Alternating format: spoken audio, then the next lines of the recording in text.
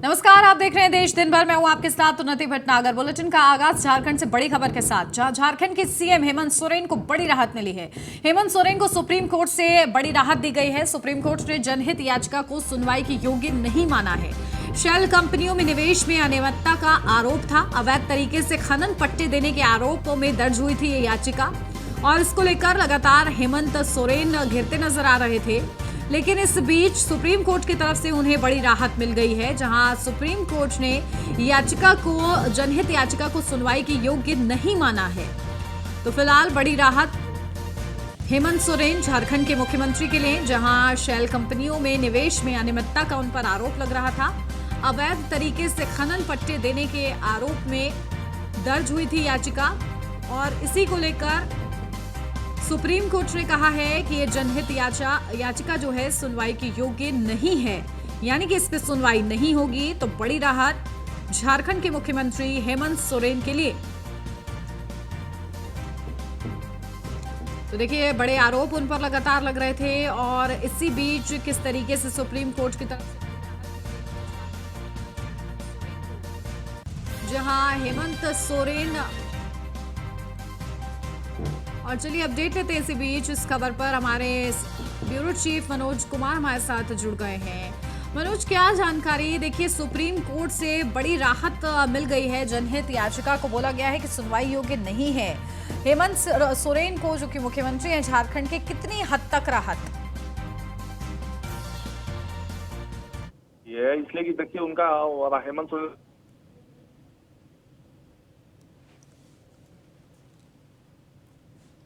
जी मनोज, मेरी आवाज मिल पा रही है आपको? तो बताइए, हेमंत सोरेन को सुप्रीम कोर्ट से बड़ी राहत मिली है, और इस संबंध में आगे क्या कुछ होने की संभावना है, और कितने हद तक ये फिलहाल राहत मानी जाए?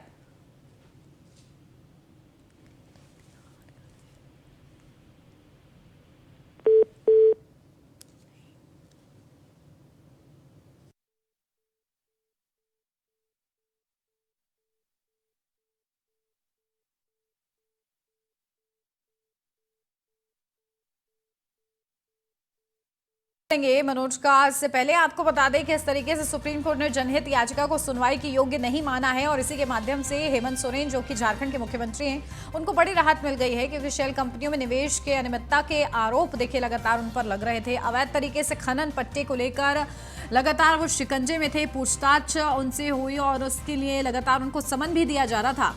और इस बीच उन्होंने भी अपना रुख साफ कर दिया था कि मैं नोटिस पर नहीं पहुंचूंगा, मुझे चाहो तो गिरफ्तार कर लो। लेकिन इसी बीच देखिए, जनहित याचिका सुप्रीम कोर्ट में की तरफ से कहा गया कि जनहित याचिका सुनवाई के योग्य नहीं है, जिसके माध्यम से सीधा सीधा बड़ी राहत झारखंड के मुख्यमंत्री हेमंत सोरेन को इस पूरे मामले में। तो अवैध तरीके से खनन पट्टे के मामले में बड़ी राहत मिली है झारखंड के मुख्यमंत्री हेमंत सोरेन को, जहां सुप्रीम कोर्ट की तरफ से ये कहा गया है कि जनहित याचिका सुनवाई के योग्य नहीं है।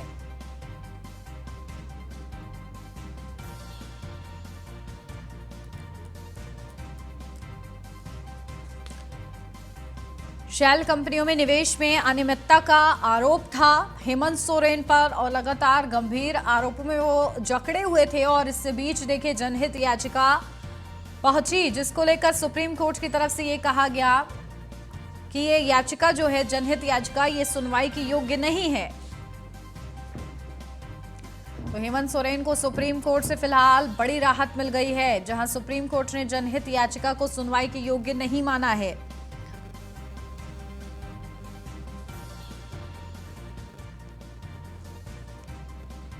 तो ये बड़ी खबर आपको बता रहे हैं। अवैध तरीके से खनन पट्टे देने के आरोप में दर्ज हुई थी ये एफआईआर, माफ कीजिएगा, याचिका, और इसको लेकर देखिए किस तरीके से बड़ी राहत अब मिल गई है हेमंत सोरेन को। और अब खबर दिल्ली से है, जहां इनकम टैक्स के रडार पर यूपी के पूर्व मुख्य सचिव दीपक सिंघल। इनकम टैक्स विभाग ने दीपक सिंघल को पूछताछ के लिए समन भेजा है। वहीं अखिलेश यादव के बेहद करीबी माने जाते रहे हैं दीपक सिंघल। दीपक सिंघल पर 50 करोड़ की अवैध संपत्ति निवेश का आरोप है। इनकम टैक्स के ऑपरेशन बाबू साहब की तफ्तीश में ये नाम सामने आया है। तो देखिए, अखिलेश यादव के बेहद करीबी बताए जाते हैं दीपक सिंघल, जो कि पूर्व मुख्य सचिव भी रह चुके हैं। 50 करोड़ की अवैध संपत्ति निवेश का उन पर आरोप है और इसी के चलते इनकम टैक्स की रडार पर वो आए हैं। और तफ्तीश के बाद ऑपरेशन बाबू साहेब के तहत उनका नाम मुख्य तौर पर निकलकर सामने आया, जिसके बाद उन्हें समन दिया गया है। पूछताछ उनसे की जाएगी और पूछताछ में किस तरीके से बड़ा खुलासा होता है ये देखना होगा। अपडेट लेते हैं, हमारे संवाददाता पीयूष तिवारी हमारे साथ जुड़ गए हैं। पीयूष, देखिए, अखिलेश यादव के बेहद करीबी दीपक सिंघल, जो कि पूर्व मुख्य सचिव भी रह चुके हैं, बड़े आरोप उन पर लग रहे हैं। समन जारी हो चुका है, पूछताछ होगी अब आगे।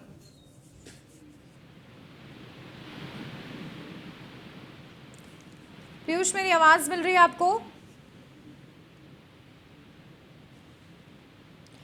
शायद चलिए पीयूष तक हमारी आवाज नहीं पहुंच पा रही है, कोशिश करेंगे उनसे संपर्क हो। लेकिन इस बीच ये अहम जानकारी आपको दे दें, अखिलेश यादव के बेहद करीबी माने जाते हैं दीपक सिंघल, और ऐसे में उन पर बड़े आरोप लग रहे हैं। करीब 50 करोड़ की अवैध संपत्ति निवेश का उन पर आरोप लग रहा है।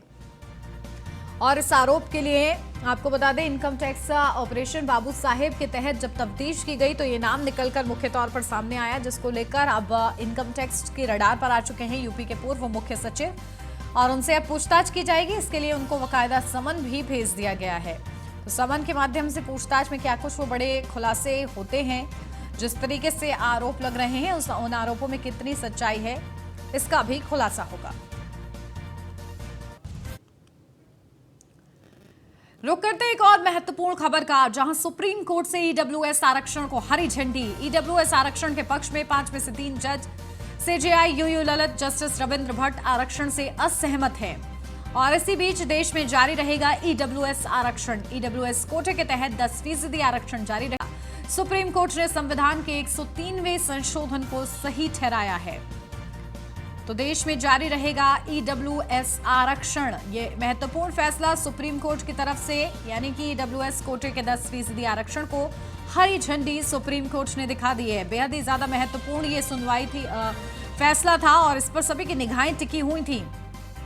और देखिए, ये फैसला सामने आया जहां 5 में से 3 की तरफ से सहमति जताई गई, जहां 5 जजों की बेंच पूरा पक्ष सुना रही थी, फैसला सुना रही थी। और इस दौरान chief justice of India UU Lalit और इसी के साथ रविंद्र भट्ट, जस्टिस रविंद्र भट्ट ने असहमति जाहिर की। लेकिन देश में फिलहाल जारी रहेगा ईडब्ल्यूएस 10% आरक्षण सामान्य वर्ग को।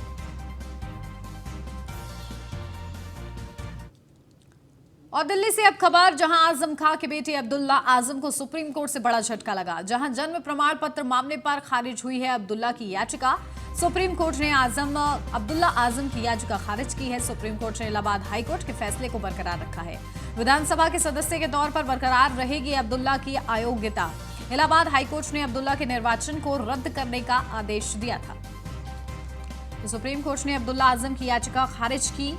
सुप्रीम कोर्ट ने इलाहाबाद हाईकोर्ट के फैसले को बरकरार रखा है। अब्दुल्ला आजम के लिए ये बड़ा झटका। विधानसभा के सदस्य के तौर पर बरकरार रहेगी अब्दुल्ला की अयोग्यता। बड़ा फैसला सामने आया है और बड़ा झटका अब्दुल्ला आजम के लिए होगा। तो आजम खां के बेटे अब्दुल्ला आजम को सुप्रीम कोर्ट से ये बड़ा झटका मिला है, जहां हाईकोर्ट के फैसले को बरकरार रखेगा सुप्रीम कोर्ट भी।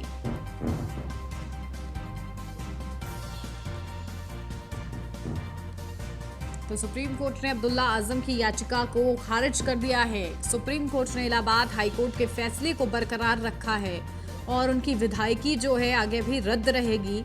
विधानसभा के सदस्य के तौर पर बरकरार रहेगी अब्दुल्ला आजम की अयोग्यता। इलाहाबाद हाईकोर्ट ने अब्दुल्ला के निर्वाचन को रद्द करने का आदेश दिया था, जिस पर सुप्रीम कोर्ट ने भी सहमति जाहिर की है, जिसके माध्यम से आजम खां के बेटे अब्दुल्ला आजम को बड़ा झटका लगा है। जहां जन्म प्रमाण पत्र मामले पर खारिज हुई है अब्दुल्ला आजम की याचिका। सुप्रीम कोर्ट ने अब्दुल्ला आजम की याचिका खारिज की है। तो देखिए, सुप्रीम कोर्ट का दरवाजा खटखटाया था अब्दुल्ला आजम ने, लेकिन उन्हें सुप्रीम कोर्ट से बड़ा झटका लगा है, जहां सुप्रीम कोर्ट ने इलाहाबाद हाईकोर्ट के फैसले को बरकरार रखा है।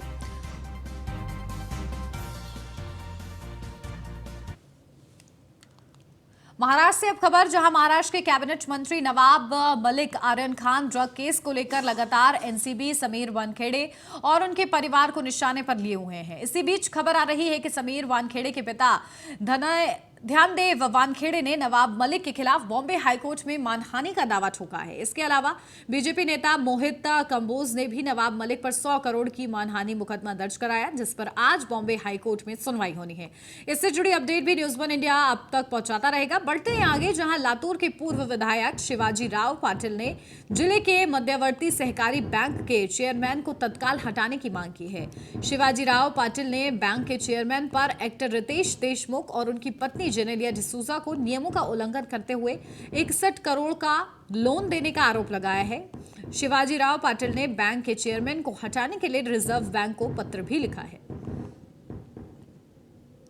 एक देश अग्रो नाम की प्राइवेट लिमिटेड कंपनी उन्होंने मुंबई में बनाई, जो 23 मार्च 2021 में रजिस्टर हुई और उसके बाद जिला मध्यवर्ती सहकारी बैंक ने टोटल 116 करोड़ का लोन, ये जो कंपनी है इस कंपनी को देने का काम यहाँ के जो डीसीसी बैंक के जो चेयरमैन है उन्होंने इलीगल तरीके से उन्होंने यहाँ पे दिया है।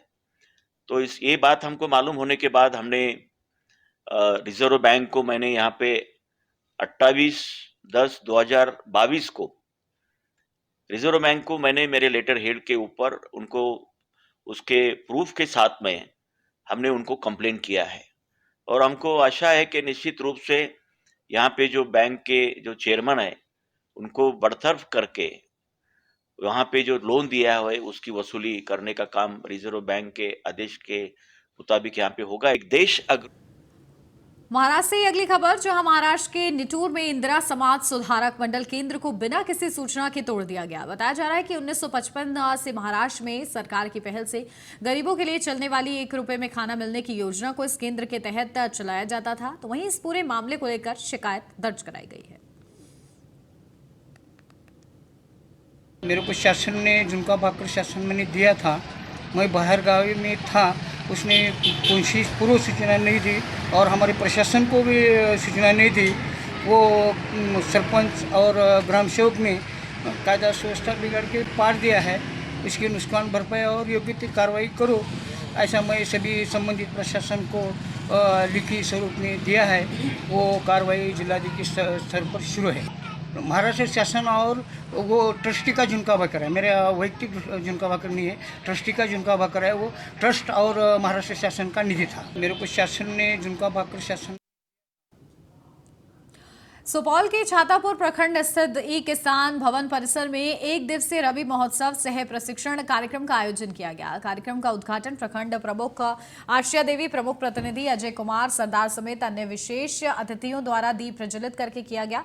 कार्यक्रम में रबी फसलों की उन्नत खेती और जीरो टिलेज से गेहूं की खेती, जैविक खेती की जानकारी दी गई। साथ ही पीएम किसान सम्मान निधि और कृषि यंत्र संबंधित सभी कृषि योजनाओं की जानकारी भी किसानों को दी गई है।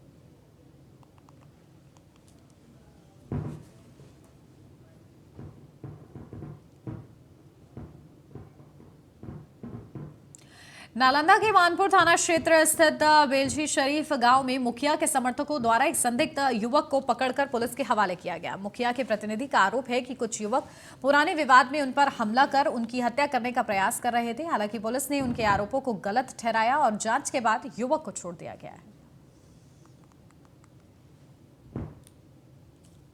दिनांक 30 तारीख के रात में लगभग 10:30 बजे कुछ अज्ञात व्यक्ति जो हीरो कंपनी का ग्लैमर गाड़ी है उसी पे मास्क लगाए हुए हमारे घर का मुआयना कर रहे थे। आज से 1 महीना पहले हमारे गांव के अनवर नसीम उर्फ अन्नू हमारे से जो है 50,000 रुपया का रंगदारी मांगे थे और नहीं देने पर जान मारने का धमकी दिए थे कि गोली मार देंगे। इसी संदर्भ में मैं मानपुर थाना कांड संख्या 321/22 को एक FIR दर्ज करवाया था। केस मानपुर केस नंबर 40/2020 में भी एक रंगदारी का केस करवाया था। उस पर अनवर नसीम हमारे गांव के हैं, बहुत वो गलत इंसान है और क्रिमिनल एक्ट के तहत वो अपना जीवन बसर कर रहे हैं। कटिहार के बारसोई प्रखंड स्थित कुचिया मोड़ नगर नदी गांव आजादी के 75 सालों बाद भी विकास की मार झेल रहा है। हालात ये है कि गांव में ना तो पक्की सड़क है और ना ही पीने का साफ पानी। यहां तक कि नदी पार करने के लिए लोगों को लकड़ी के कच्चे पुल से होकर गुजरना पड़ता है, जिसमें हमेशा हादसे का खतरा बना रहता है। बड़ी बात यह है कि इस पुल को पार करने के लिए लोगों को टोल टैक्स भी देना पड़ता है, क्योंकि पुल के दूसरी ओर बंगाल की सीमा शुरू होती है। गांव वालों का आरोप है कि उन्होंने कई बार सरकार और प्रशासन से गांव के विकास और पुल निर्माण की मांग की है, लेकिन अब तक उनकी ओर इस मांग की ओर कोई संज्ञान नहीं लिया गया है। हम लोग तो इसके लिए आज़ादी से पहले ही से सब हम लोग देख रहे हैं, जब से देख रहे हैं तो यही सब हो रहा है। बाप दादा परदादा गुजर गया है, यही सब में चला गया है। क्या परेशानी हो रही है आपको? परेशानी में हम लोग को ये है, इसमें अगर एक ब्रिज हो जाए, हम लोग से यही मांग है सरकार से। इतना मांग कि अभी तक आवेदन दे के हम लोग थक चुके हैं, ना कोई प्रशासन ना कोई कुछ नहीं आया है। हम लोग जैसा कहे वैसा ही है, आते हैं देख के चला जाता है, बोलते हैं ठीक है होगा। घटना घटी है, बाढ़ आया है, आदमी लोग मर गया है, बहुत आदमी मरा है इधर। कई बार तो कितना बार डूब गया है। हम लोग खुद नाव चलाते हैं, हम लोग को मालूम पड़ता है कौन कौन मरता है, कौन कौन जाता है। किसी का हाथ पैर टूटता है, किसी का कुछ। जो उस पार का लोग इस पार आते जाते हैं तो ये लोगों को बहुत फायदा होगा। बिहार से और बंगाल से, क्योंकि इसमें मतलब बहुत दिक्कत होता है। पुल बनने से बहुत अच्छा होगा, क्योंकि हम लोग का गाँव जो है उस पार है, पूरा खेती बाड़ी जो है आना जाना सब इस पार है। हम लोग का उस पार में कुछ नहीं है। हम लोग का इतना तकलीफ होता है, जब पानी भर जाता है, बाढ़ हो जाता है, हम लोग का कितना तकलीफ होता है। आने जाने में कुछ नहीं कर पाते हैं। हम लोग पूरा खेती बाड़ी इस पार में है। हम लोग बार बार प्रयास करते हैं। हम लोग महू वालों में भी कहते हैं और दुलाल गोस्वामी को भी कहते हैं हम लोग का पुल बन जाए तो अच्छा होगा, लेकिन कोई प्रयास करते हैं, लेकिन वो लोग नहीं करता है। परेशानी तो भैया जब से पैदा हुए हैं, जब से हमारे बाप दादा परेशानी उठा के चले गए वो लोग, अभी हम लोग उठा रहे हैं। क्या परेशानी हो रही है? परेशानी क्या है, चल के आना पड़ता है, जाना पड़ता है। बाढ़ के टाइम पे नाव रहता है, नाव में बहुत तकलीफ होता है। लकड़ी का पुल है, कितने बार नाव डूब गया, उसमें कुछ लोग को पैसा वैसा गाड़ी भी डूब गया है। लोगों को भी सांसद कुछ कार्रवाई नहीं, इसमें कुछ ये नहीं कर रहे हैं अभी तक। तो देखो 15-20 साल से तो महू आलम जी भी राज कर रहे हैं, अभी तक तो कुछ नहीं हुआ। ये नदी जो है नागर नदी है। अच्छा, कौन सा ब्लॉक में?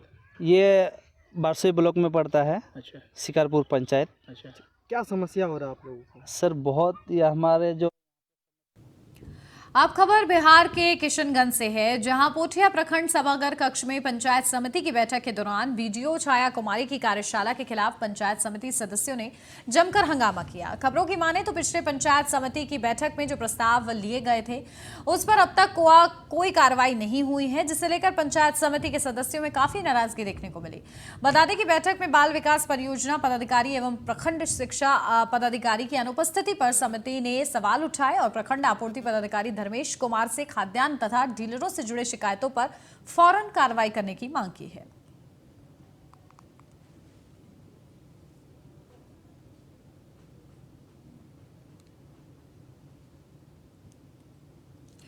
समाजवादी पार्टी की हार पर बीएसपी सुप्रीमो मायावती ने ट्वीट कर हमला बोला है, जहां गोला गोखरनाथ विधानसभा उपचुनाव में हार पर निशाना साधा है। बीजेपी की जीत से ज्यादा सपा की करारी हार की काफी चर्चा है। बीएसपी अधिकांश उपचुनाव नहीं लड़ती है, यहां भी मैदान में नहीं थी। अब सपा अपनी इस हार के लिए कौन सा नया बहाना बनाएगी? सपा के सामने अपनी पुरानी सीटों को बचाने की चुनौती है। तो बीएसपी सुप्रीमो मायावती की तरफ से तंज कसा गया समाजवादी पार्टी की करारी हार पर। गाजियाबाद खोड़ा में सड़क पर नमाज पढ़ने के मामले में एफआईआर दर्ज की गई है। दारोगा प्रेम सिंह ने मस्जिद के इमाम पर एफआईआर दर्ज कराई है। न्यूज़ 1 इंडिया की तरफ से ट्वीट किया गया था, जिसका तत्काल पुलिस ने संज्ञान लिया। एफआईआर दर्ज होते ही खुले में नमाज पढ़ने वालों में हड़कंप मच गया है। तो देखिए, न्यूज़ 1 इंडिया की ट्वीट के बाद ये बड़ा संज्ञान लिया गया, जहां सड़क पर नमाज अदा की जा रही थी, जिसके चलते एफआईआर दर्ज कराई गई और एफआईआर का ये संज्ञान लिया गया और न्यूज़ 1 इंडिया ने इसे ट्वीट के माध्यम से प्रमुखता दी और जिसके बाद खुले में नमाज पढ़ने वालों में हड़कंप मच गया है। तो हिंदूवादी संगठन के कार्यकर्ता ने शिकायत की थी, अपनी नाराजगी जाहिर की थी खुले में नमाज पढ़ने के खिलाफ। खोड़ा में सड़क पर नमाज पढ़ने के मामले में एफआईआर दर्ज की गई, जहां दारोगा प्रेम सिंह ने मस्जिद के इमाम पर एफआईआर दर्ज कराई न्यूज वन इंडिया की तरफ से भी इस समक्ष में ट्वीट किया गया, जिसके बाद संज्ञान लिया गया। और अपडेट लेते हैं, हमारे संवाददाता यादराम भारती हमारे साथ जुड़ गए हैं। यादराम, क्या जानकारी? देखिए किस तरीके से खुले में नमाज अभी भी अदा हो रही है, लगातार इस तरीके के मामले सामने आते हैं, कंप्लेंट भी की गई, क्या कुछ अपडेट? देखिए, गाजियाबाद के खोड़ा इलाके में एक दीपक विहार कॉलोनी है जहां का ये पूरा मामला है। वहां पर काफी संख्या में जो मुस्लिम समाज के लोग हैं वो एक जगह इकट्ठा होकर नमाज पढ़ रहे थे। तभी जब ये फोटो और वीडियो ये वायरल हुई, उसके बाद जो स्थानीय लोग हैं उन्होंने प्रशासन में शिकायत भी की और साथ ही जो ट्वीट है वो भी किया। और उसी सब मामले का संज्ञान लेते हुए प्रशासन ने इसको गंभीरता से लिया और जो दरोगा है यहाँ पर खोड़ा में तैनात प्रेम सिंह, उन्होंने इस पूरे मामले में शिकायत देते हुए एक FIR दर्ज कराई है।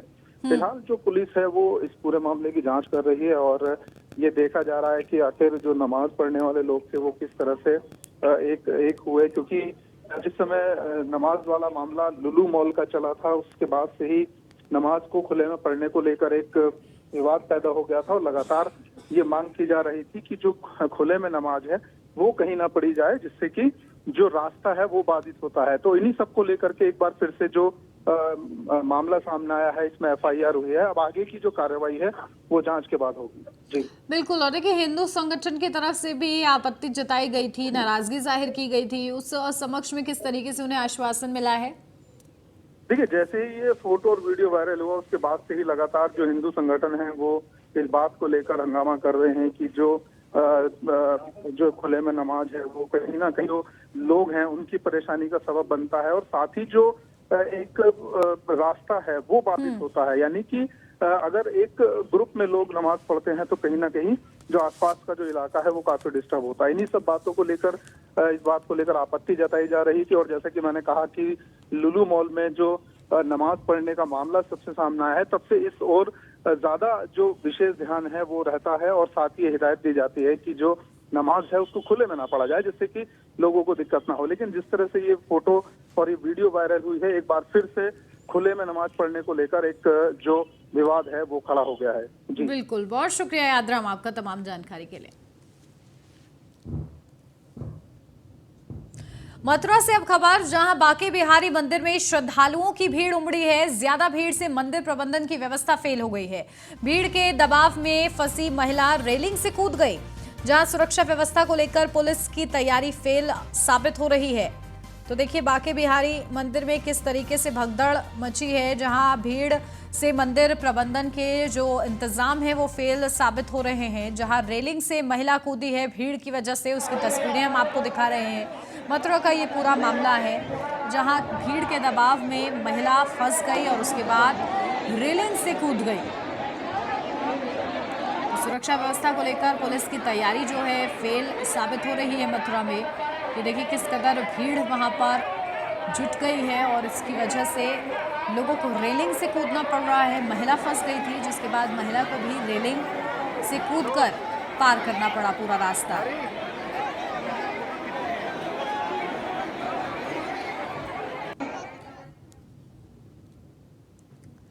बुलंदशहर में जहांगीराबाद कोतवाली क्षेत्र में गरीबों के हिस्से का राशन गोदाम में जमा किया जा रहा है। अवैध रूप से ट्रक में भरकर ले जाए जा रहे हैं सरकारी चावल पर पुलिस और प्रशासनिक अधिकारियों ने छापेमारी कर कार्रवाई की। फिलहाल आपूर्ति निरीक्षक ने अज्ञात के खिलाफ मुकदमा दर्ज कराया है। वहीं कालाबाजारी कर रखे गए चावल के एक अन्य गोदाम को भी सील किया गया है। हालांकि चावल कहां से लाया गया था, इस बात की जांच में पुलिस जुटी हुई है।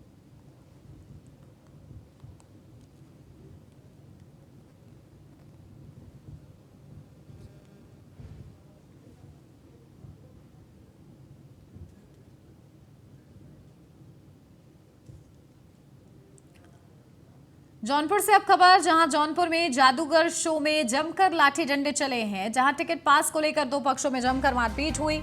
मारपीट का वीडियो सोशल मीडिया पर वायरल हो रहा है। घटना में जादूगर कलाकार समेत 4 लोग घायल हुए हैं। सभी घायलों को उपचार के लिए अस्पताल में भर्ती कराया गया है। फिलहाल पुलिस इस पूरे मामले की जांच कर रही है।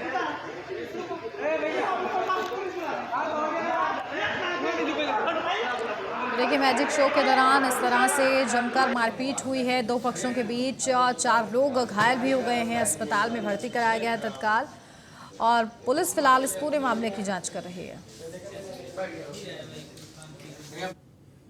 और इसी के साथ इस बुलेटिन में फिलहाल बस इतना ही। खबरों का सिलसिला आगे भी जारी है। आप बने रहिए न्यूज़ 1 इंडिया के साथ।